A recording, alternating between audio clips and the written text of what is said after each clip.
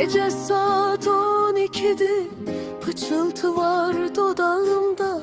Çırpınan kimin kalbidir? Seninkidir, benimkidir. Bilenmedim kiminkidir.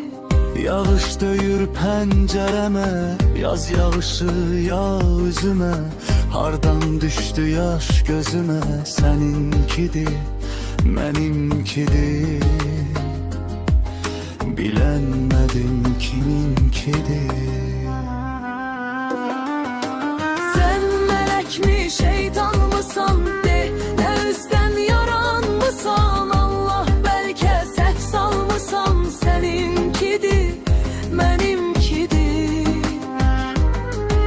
Bilenmedim kiminkidir.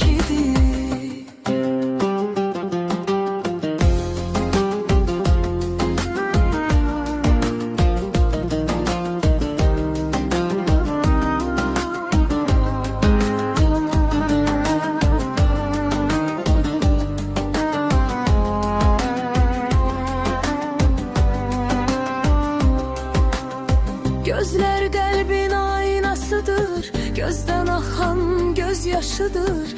Belki nurlu ışıltıdır, seninkidir, benimkidir. Bilenmedim kiminkidir. Döyünen kapıdır elbet, değen yol azı bu gürbet. İtkin düşen bu saadet, seninkidir, benimkidir. Bilenmedim kiminkidir. Biraz sakitliği bozak, bir dur kalbimizi duyak. Sevgiyle döyündü bayak, seninkidir, benimkidir. Bilenmedim kiminkidir. Göyden melekler mi yağır, gözlerimden yaş koparır.